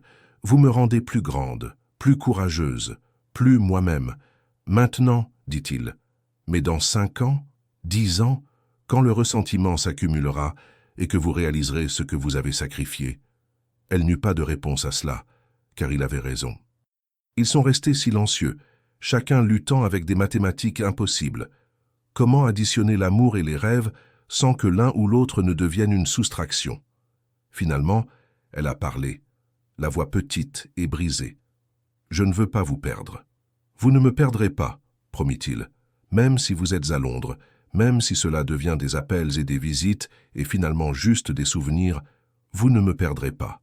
Vous êtes dans mon ADN maintenant, permanent. » Elle l'a embrassé alors, les larmes coulant, le goût du sel et du chagrin et de l'amour. Ils ont fait l'amour à nouveau, plus lentement cette fois, plus tendrement, sachant tous deux que cela devenait un adieu. Cherchant tous deux à retarder le matin, à étirer cette nuit en quelque chose d'infini. Quand l'aube est finalement arrivée, peignant sa chambre d'une faible lumière hivernale, ils n'avaient toujours rien résolu, mais ils avaient dit tout ce qui importait sans mots. Que l'amour ne signifie pas toujours rester, que parfois la chose la plus courageuse est de laisser partir, que certaines personnes vous changent pour toujours, peu importe combien de temps elles restent. Elle s'est endormie dans ses bras, juste au moment où la ville s'est réveillée. Il est resté éveillé, la regardant respirer, mémorisant la courbe de son épaule, l'enchevêtrement de ses cheveux, la paix sur son visage endormi. Essayant de photographier cet instant avec son esprit, sachant qu'il en aurait besoin dans les jours vides à venir. Dehors, la neige continuait de tomber, couvrant tout de blanc. À l'intérieur, 2 personnes se tenaient l'une l'autre, à travers la vérité compliquée que l'amour et l'éternité n'arrivent pas toujours dans le même paquet, que parfois le paradis ne dure qu'une saison, que certains péchés laissent des bénédictions dans leur sillage. Quand elle s'est réveillée, des heures plus tard, il était toujours là, la regardant toujours avec des yeux qui contenaient des océans. « Bonjour », murmura-t-elle. « Bonjour », répondit-il, et il embrassa son front comme une bénédiction. Aucun des deux n'a mentionné Londres. Aucun des deux n'a mentionné les fins. Pendant un matin de plus, il pouvait prétendre que l'amour était suffisant. Pendant un matin de plus, il pouvait vivre dans le beau mensonge. La réalité viendrait assez tôt. Mais pas encore. Pas encore. Février a vu l'ouverture de l'hôtel Méridien, acclamé par la critique. Tous les magazines de design ont présenté le travail d'Helena, louant l'utilisation innovante de la lumière et de l'espace, la façon dont elle avait créé un luxe qui semblait humain plutôt que froid. Elle a assisté au gala d'ouverture au bras de James, officiel maintenant, ne se cachant plus. Il passait un bien en photo. Elle en vert émeraude, lui en cravate noire, tous deux rayonnant de l'éclat particulier des gens amoureux. Mais sous le champagne et les félicitations, tous deux sentaient le temps s'épuiser. Elle n'avait toujours pas donné de réponse à Londres. La date limite approchait comme une tempête à l'horizon, visible mais pas encore arrivée. Ils ont cessé d'en parler, ce qui signifiait que cela occupait chaque silence. La première fissure dans leur paix prudente est venue d'une direction inattendue, son conseil d'administration. Richard Crawford, le membre le plus ancien, a demandé une réunion privée. James a su immédiatement qu'il ne s'agissait pas de rapport trimestriel. « Elle est charmante », commença Richard d'un ton faussement décontracté. « Talentueuse, évidemment intelligente. Mais, demanda James, fatigué des jeux, « mais il y a des inquiétudes », dit Richard avec précaution. « Concernant les apparences, concernant l'influence de votre relation sur la décision d'embauche. »« Elle a été embauchée avant ?» commença James, mais Richard leva la main. « Je connais le calendrier, mais la perception compte. Les actionnaires posent des questions. Les investisseurs veulent savoir si vous prenez des décisions émotionnelles plutôt que stratégiques. Ma vie personnelle n'est pas l'affaire du conseil, » dit James froidement. « Normalement, je serais d'accord, » répondit Richard. « Mais quand cela affecte la réputation de l'entreprise, le cours de l'action, la confiance des investisseurs, cela devient l'affaire de tout le monde. » La menace était subtile mais claire, choisir l'entreprise ou la choisir elle. James a quitté la réunion avec la rage bouillonnant dans ses veines. Non pas contre Richard qui ne faisait que son travail, mais contre un monde qui exigeait qu'il prouve sa compétence en sacrifiant son humanité. Qui supposait que l'amour le rendait faible plutôt que plus fort? Il n'a pas prévenu Helena immédiatement, essayant de la protéger de la laideur. Mais elle a vu la tension dans ses épaules, la distance dans ses yeux. « Parlez-moi », dit-elle ce soir-là, recroquevillée sur son canapé avec lui. Alors il lui a tout raconté, tout, la réunion, les implications, la position impossible qu'ils avaient créée. Elle a écouté calmement, son visage devenant plus pâle à chaque mot. « Ah, elle pense que je suis un fardeau, » dit-elle finalement, la voix neutre. « Et ils pensent que je suis distrait, corrigea-t-il. Il y a une différence. »« Y en a-t-il une ?» le défia-t-elle. « James, c'est exactement ce que je craignais, que le fait d'être avec vous minerait tout ce pour quoi j'ai travaillé, que les gens me verraient comme votre maîtresse au lieu d'une professionnelle. N'importe qui avec des yeux peut voir votre talent, » commença-t-il, mais elle l'interrompit. « Le talent n'a pas d'importance si les gens pensent que j'ai obtenu le contrat en couchant. » Sa voix monta, la frustration débordant finalement. « Vous ne voyez pas? Chaque succès que j'aurai maintenant sera entaché. Chaque projet viendra avec des murmures. Oh, c'est la petite amie de Hathaway, c'est comme ça qu'elle obtient du travail. » Ce n'est pas vrai, dit-il, mais même en parlant, il savait qu'elle avait raison. Le monde était cruel envers les femmes d'une manière qu'il ne l'était jamais envers les hommes. Sa réputation resterait intacte. La sienne deviendrait un scandale. « Peut-être que Londres est la réponse, » dit-elle doucement. « Nouveau départ, ville différente, preuve que je peux réussir par mes propres mérites. » Son cœur se serra. « Vous réussissez déjà par vos propres mérites. Est-ce le cas ?» contesta-t-elle. « Pouvez-vous honnêtement dire que si nous n'étions pas ensemble, vous me recommanderiez toujours pour de futurs projets? »« Oui, » dit-il immédiatement. « Sans aucun doute. Mais les autres croiraient-ils cela ?» insista-t-elle. « Ou se demanderaient-ils toujours ?» Il n'eut pas de réponse, parce qu'elle avait raison. Le monde était plein de gens qui réduiraient son brio à une transaction de chambre à coucher. Ils sont restés dans un silence douloureux, l'espace entre eux semblant plus large que des centimètres. « Je vous aime, » dit-il finalement, désespérément. « Je vous aime aussi, » répondit-elle, et cela sonnait comme une tragédie. « Mais je ne sais pas si l'amour est suffisant. » Les jours suivants ont été tendus, prudents, tous deux marchant sur des œufs autour de la chose qu'ils ne discutaient pas. Elle a passé plus de temps dans son propre appartement. Il a passé plus de nuits au bureau. Il se préparait à la séparation sans l'admettre. Quand le texte est arrivé, il contenait 3 mots. « J'ai accepté ». Il a regardé son téléphone pendant 1 minute entière, le monde basculant, ses poumons oubliant comment fonctionner. Elle avait pris le poste à Londres. Elle avait choisi sa carrière plutôt qu'eux. Il ne pouvait pas être en colère.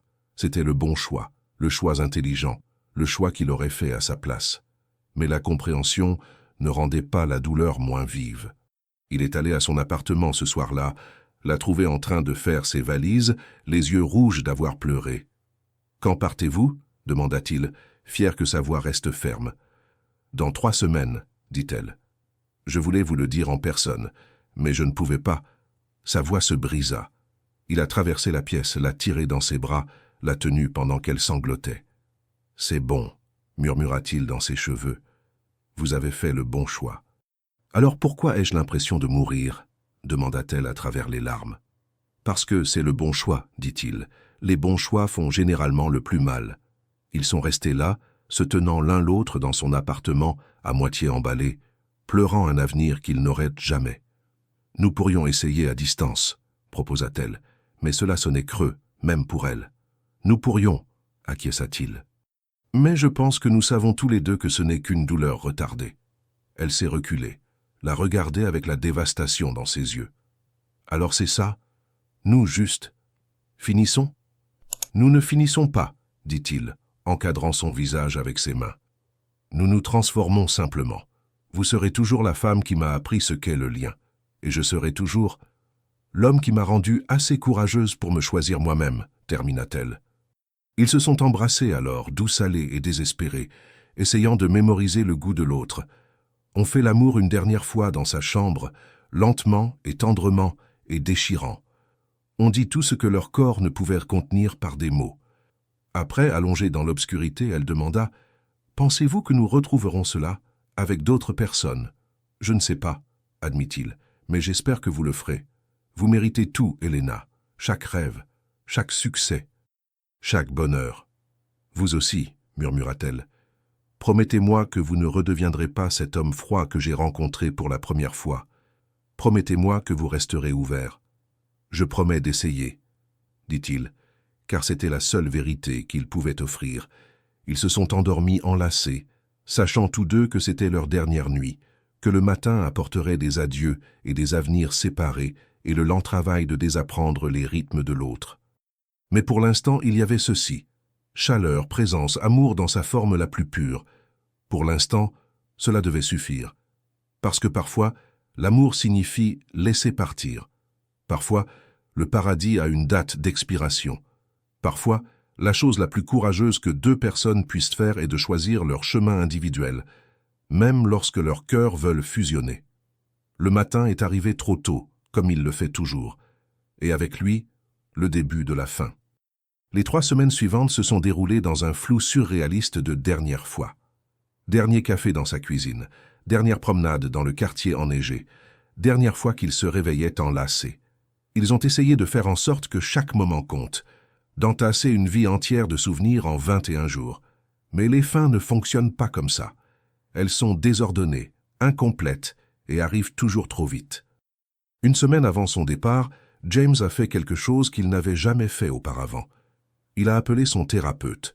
Il avait consulté le docteur Leclerc il y a des années, pendant le pire de la construction de son empire, quand l'anxiété s'est transformée en insomnie, puis en fonctionnement à peine. Il avait arrêté d'y aller une fois que les choses se sont stabilisées, une fois qu'il s'était convaincu qu'il avait réparé ce qui était cassé. Maintenant, assis dans ce bureau familier, il a réalisé que rien n'avait été réparé, juste enterré. « Parlez-moi d'elle », dit le docteur Leclerc, sans jugement dans sa voix. Alors il l'a fait. Tout. La salle de conférence, le lien grandissant, la façon dont Helena l'avait ouvert et l'avait fait se sentir humain à nouveau. Et maintenant la perte, l'absence imminente, la peur de ne jamais se sentir aussi vivant à nouveau. « De quoi avez-vous peur ?» demanda le docteur Leclerc. « De revenir à avant, admit-il, d'être cet homme creux qui mesurait tout en dollars et en stratégie, d'être seul dans un pantouse rempli d'un vide coûteux. « Et si je vous disais que vous avez déjà changé, dit-elle doucement, qu'Helena n'a pas créé votre capacité de connexion, elle vous a juste rappelé qu'elle existait. » Il s'est resté avec ça, le laissant pénétrer. « Vous dites que je peux garder ça, » dit-il lentement, « même sans elle. Je dis que le travail qu'elle a commencé en vous, vous pouvez le continuer vous-même. C'est le vrai cadeau de l'amour, non pas l'autre personne qui nous complète, mais qui nous montre que nous n'avons jamais été incomplets. » C'était le genre de langage thérapeutique qu'il avait toujours rejeté, mais assis là, à vif et brisé et désespéré, il entendit la vérité là-dedans. Helena ne l'avait pas sauvé. Elle lui avait rappelé qu'il pouvait se sauver lui-même, que la vulnérabilité n'était pas une faiblesse, que la connexion était possible, que son cœur enterré sous des années d'ambition fonctionnait toujours. Il a quitté la séance non pas guéri, mais légèrement plus léger. Pendant ce temps, Helena avait sa propre prise de conscience. Sa meilleure amie, Marie, qui avait vu toute l'histoire d'amour se dérouler, est venue l'aider à faire ses valises. « Tu fais le bon choix, » dit Marie. mais on aurait dit qu'elle essayait de se convaincre elle-même. « Alors pourquoi ai-je l'impression de me faire amputer d'un membre ?» demanda Helena.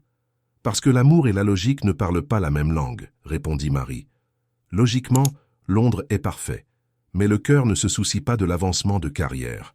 Alors que dois-je faire ?» demanda Helena désespérée. « Tu fais exactement ce que tu es en train de faire, » dit Marie fermement. « Tu te choisis toi-même, tu construis ta carrière.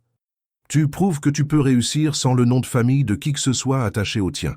Et James sera celui qui s'est échappé, le grand amour, le moment des portes coulissantes. » La voix de Marie s'adoucit. « Helena, tu as 28 ans, tu as le temps pour d'autres amours. Tu n'as pas le temps de reconstruire une carrière si tu la sacrifies maintenant. » Helena savait qu'elle avait raison. Elle l'avait su depuis le début. Mais le savoir ne rendait pas l'emballage plus facile. Ne rendait pas la vue de sa brosse à dents dans sa salle de bain moins dévastatrice. Ne rendait pas la pensée des matins à Londres sans lui moins sombre. 3 jours avant son vol, ils ont eu leur dernière vraie conversation. Assis dans son appartement presque vide, des boîtes en carton empilées comme des monuments à la fin, ils ont finalement dit les choses difficiles. « J'ai besoin de savoir, » commença-t-elle, la voix tremblante, « que vous irez bien. Que vous ne redeviendrez pas cet homme qui ne ressent rien. J'ai besoin de savoir la même chose, » répondit-il, « que vous ne regretterez pas ce choix, que vous construirez quelque chose d'incroyable là-bas. » Ils se sont regardés, vraiment regardés, voyant au-delà de la douleur actuelle les personnes qu'ils étaient devenus l'un grâce à l'autre. « Vous avez changé ma vie, » dit-elle. « Vous m'avez fait croire que je méritais plus que la sécurité. C'est un cadeau que je porterai pour toujours. Vous m'avez rappelé que je suis humain, » dit-il, « que le succès sans connexion n'est qu'une solitude coûteuse. Ce n'est pas une petite chose. » Ils ont pleuré alors, tous les deux, se tenant l'un l'autre dans les ruines de leur avenir partagé. « J'aimerais vous avoir rencontré dans 10 ans, » sanglota-t-elle, « quand ma carrière aurait été établie, quand le timing aurait été meilleur. J'aimerais vous avoir rencontré il y a 10 ans, » dit-il, « avant d'avoir construit des murs si hauts. Quand je croyais encore aux contes de fées. Pensez-vous, » commença-t-elle, puis s'arrêta ayant peur de finir. « Quoi ?» demanda-t-il doucement. « Pensez-vous que si cela doit être, nous nous retrouverons, finalement ?» Il voulait dire oui. Il voulait promettre qu'un amour comme le leur ne disparaissait pas simplement, que l'univers conspirerait pour les réunir. Mais il avait passé trop de temps à faire face à la réalité pour se fier à des mensonges réconfortants. « Je ne sais pas, » dit-il honnêtement. « Peut-être, ou peut-être que cela devait toujours être temporaire, un catalyseur, quelque chose qui nous a changés tous les deux, mais n'était pas destiné à durer. »« C'est une réponse terrible, » dit-elle, riant à travers les larmes. « C'est une réponse honnête, » répondit-il. Ils ont fait l'amour une dernière fois cette nuit-là, et c'était différent de toutes les autres fois. Pas désespéré, ni tendre, ni passionné, juste véridique, juste présent. Juste 2 personnes se disant adieu de la seule façon qui semblait complète. Après, allongée dans l'obscurité, elle dit « Merci. » Pourquoi? Pour ne pas rendre cela plus difficile, pour ne pas me demander de rester, pour m'aimer assez pour me laisser partir. « Merci de ne pas m'avoir fait choisir entre vous et mon intégrité, » répondit-il, « de vous respecter assez pour partir. » C'était peut-être la conversation la plus mature qu'aucun des deux n'ait jamais eue. Preuve que l'amour, le vrai amour, ressemble parfois à une libération mutuelle. Sa dernière nuit à Paris, il n'est pas resté. Ils avaient fait leurs adieux privés. C'était pour ses amis, sa famille, la vie qu'elle laissait derrière elle. Mais il a envoyé des fleurs. Pas des roses, trop romantiques. Pas des lys, trop funèbres. Des tournesols.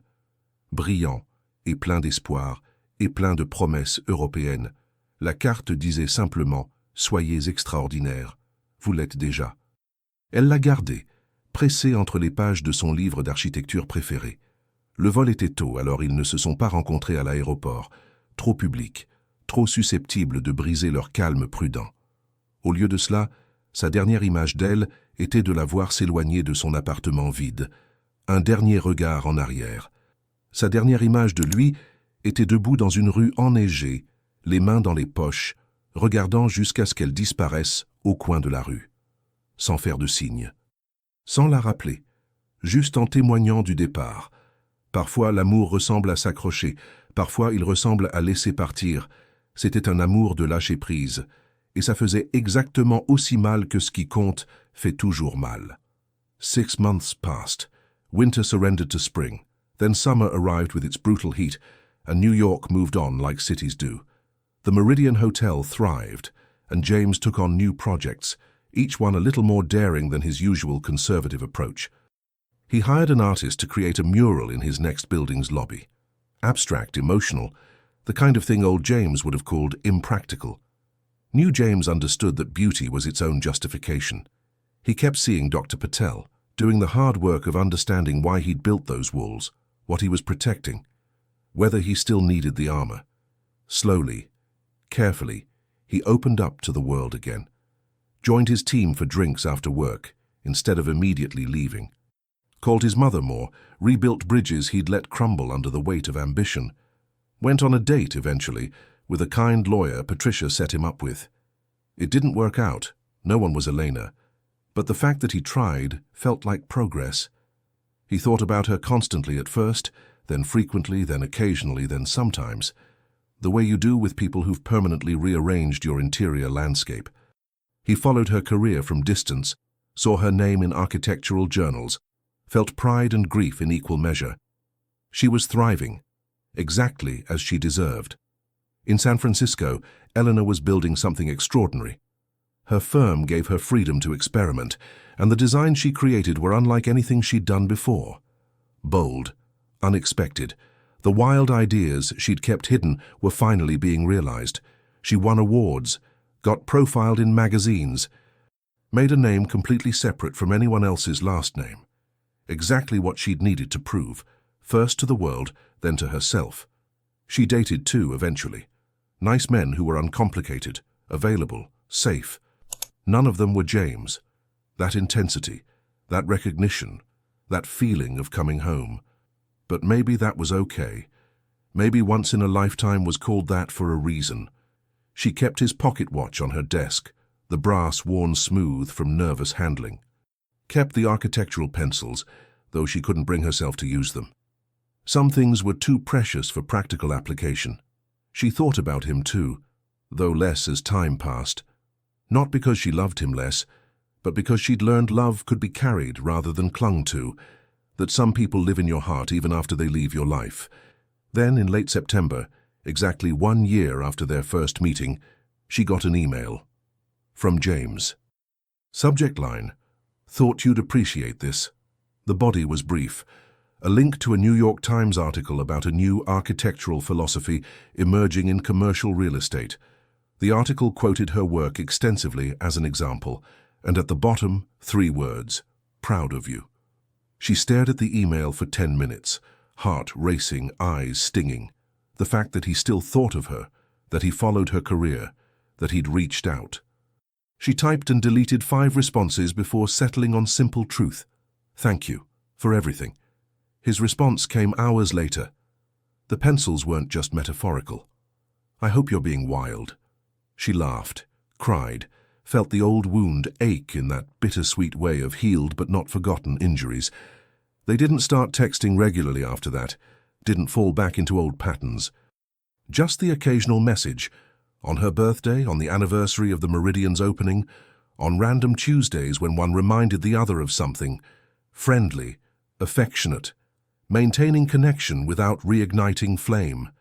It was healthy, mature, the right way to honor what they'd been. But sometimes, late at night, each wondered about alternate universes, versions where timing aligned, where logistics yielded, where love was enough. Then morning would come with its responsibilities and choices and forward momentum, and they'd each continue building their separate lives, because that's what adults do. They keep moving, they choose growth over comfort, they let go even when holding on feels easier. 2 years after San Francisco, Eleanor got an interesting call. A major New York developer wanted her to bid on a flagship project, a museum, something experimental, exactly the kind of wild she'd been pitching. The developer, James Hathaway. She should have said no, should have maintained clean boundaries, should have protected the peace they'd found. Instead, she found herself on a plane to New York, told herself it was professional, Just business. Nothing more. Told herself lies that felt necessary. The meeting was in the same conference room where they'd first met. Same autumn light, same floor-to-ceiling windows, same table. But everything else had changed. He'd grown a beard, subtle and distinguished. New lines around his eyes suggested laughter or stress or probably both. But the biggest change was in his presence, softer somehow, more human, less armored. She wore confidence like new skin, success making her posture straighter, voice steadier. No longer the nervous consultant, but the established professional. They shook hands, professional, careful. But the electricity was still there. Dormant, perhaps, but present. Ms. Reyes, he said, slight smile playing at his lips. Thank you for coming. Mr. Hathaway, she replied, matching his formal tone. I've been looking forward to this. The meeting was exactly what it appeared to be. Professional, productive, focused on the project. She pitched ideas that would have terrified her 2 years ago. He listened with the intensity she remembered, asking smart questions, challenging her thinking. It was like they'd never been anything but colleagues. Almost. When the meeting ended, as she packed up her portfolio, he walked her to the elevator. You've become what I always knew you could be, he said quietly. Exactly the architect the world needed. You seem different too, she observed. Lighter. Therapy, he admitted with a self-deprecating smile. Turns out talking about your feelings is actually useful. Who knew? She laughed, and the sound landed in his chest like coming home. The elevator arrived. She stepped in. He held the door. Elena, he said, using her first name for the first time that day. Yes? I don't know if this is appropriate, and you can absolutely say no, but, he paused, gathering courage. Would you have dinner with me? Not as client and architect, just as us. She should have said no, should have kept history in the past, should have protected the careful peace they'd built. I'd like that, she said instead, and felt something old and familiar wake up in her chest. They met 2 days later at a small Italian restaurant in Brooklyn, far from Manhattan's watchful eyes. Sitting across from each other, wine glasses between them, they finally had the conversation they'd never gotten to have, about what had happened, what they'd learned, who they'd become. I don't regret San Francisco, she said. It was exactly what I needed, but I'd be lying if I said I didn't miss you. I don't regret letting you go, he replied. How you needed to build something that was entirely yours, but I'd be lying if I said I stopped loving you. The words hung between them, honest and dangerous. James, she started, but he held up a hand. I'm not asking you to choose again, he said quickly. I'm not asking you to give anything up. I just needed you to know that what we had, his voice caught. It wasn't temporary for me. It changed my entire life. Mine too, she whispered. They looked at each other across the table, 2 years of growth and distance between them. Different people now, stronger, more certain, less afraid. So, what do we do? She asked. I don't know, he admitted. Maybe nothing. Maybe this dinner is just closure, a chance to say what we didn't get to before. Or maybe, she said carefully, it's a second chance, different circumstances, better timing, 2 people who finally know who they are. Hope flickered in his eyes, quickly tempered with caution. You're based in San Francisco. I'm here. The logistics are complicated, she finished. But maybe complicated is okay now. Maybe we're strong enough for complicated. They talked until the restaurant closed, building hypothetical bridges, testing possibilities. Long distance, but with intention. Visits, but with purpose. Separate lives, but with connection. No promises, no guarantees. Just 2 people choosing to try. When he walked her back to her hotel, they stopped outside the entrance. I won't ask you to come up, she said. Not yet. Not until we figure out what this is. I wasn't going to ask, he replied, but his eyes held warmth. I waited this long. I can wait a little longer. She kissed his cheek, brief and tender. Thank you for finding me again. Thank you for letting yourself be found, he replied. Over the next months, they built something new. Not the fever dream intensity of their first time, but something more sustainable. Video calls, weekend visits, slow construction of shared life across 3,000 miles. It wasn't perfect. Distance was hard. Schedules were complicated. Sometimes they went weeks without seeing each other. But this time they'd both learned that love wasn't just about proximity. It was about choosing each other, repeatedly, despite obstacles. It was about trust, built through action, not just promises. It was about being whole individuals who enhanced each other rather than completed each other. A year later, James opened a West Coast office. Not for her, though of course it was for her, but also for expansion, for growth, for the same restless ambition that had always driven him. Just now it moved toward connection instead of away from it. Eleanor didn't move back to New York. Her work was in San Francisco and she'd built too much to abandon. But she took on New York projects, collaborated with James on buildings that merged both their visions.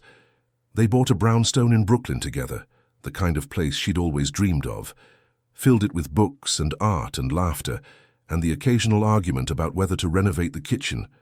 Built a life that was messy and real and nothing like the fairy tale either had imagined. Better. Because real love, it turns out, isn't about perfect circumstances or ideal timing. It's about two imperfect people deciding to build something together.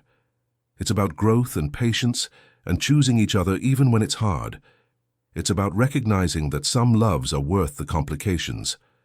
On their wedding day, small and intimate in that same Brooklyn brownstone, Patricia gave a toast. "I've known James for a decade," she said, "and watched him build an empire while forgetting to build a life." Then Elena walked into a conference room and reminded him he was human. They tried to resist, tried to be sensible, tried to let each other go. But the best loves refuse to stay relegated to past tense. They insist on becoming present, on transforming into future. She raised her glass.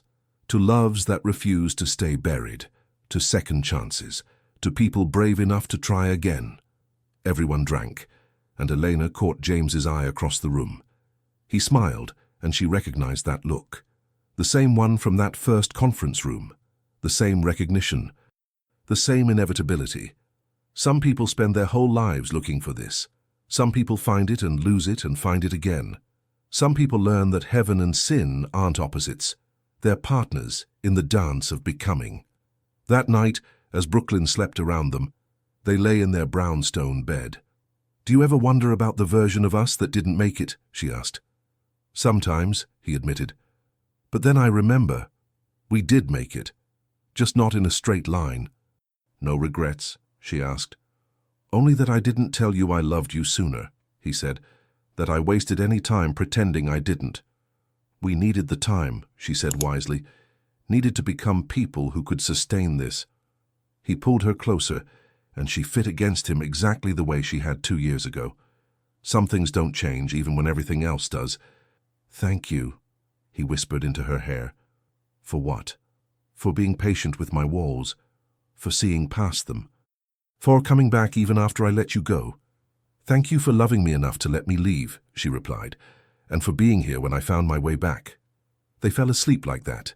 Two people who'd learned the hard way that love requires both holding on and letting go. That sometimes you have to lose something to understand its value. That the best romances aren't the easy ones. They're the ones you fight for, grow for, become better humans for. Outside, New York breathed its restless breath, millions of stories intersecting. Inside, 2 of those stories had found their way to the same ending. Not perfect, not uncomplicated, but real. And sometimes, real is better than any heaven you could imagine. Sometimes sin and salvation are the same thing, just viewed from different angles. Sometimes the person who breaks you open is the same person who helps you rebuild. Stronger this time, honest this time, ready this time, for all of it. For everything, for forever. Certains amours ne durent pas, mais ils nous changent à jamais. Si cette histoire vous a rappelé un choix que vous avez dû faire, un amour que vous avez dû relâcher, ou une personne qui a tout changé, racontez-le dans les commentaires. Parce que c'est ça la connexion. Elle ne se termine jamais vraiment. Elle se transforme simplement en la personne que vous devenez grâce à elle. Et abonnez-vous. Il y a toujours une nouvelle histoire d'amour cinématographique qui vous attend. parce que certaines histoires ne se terminent jamais vraiment. Elles font juste une pause, attendant le bon moment pour redevenir le temps présent. Jusqu'à la prochaine fois, choisissez avec courage, aimez honnêtement.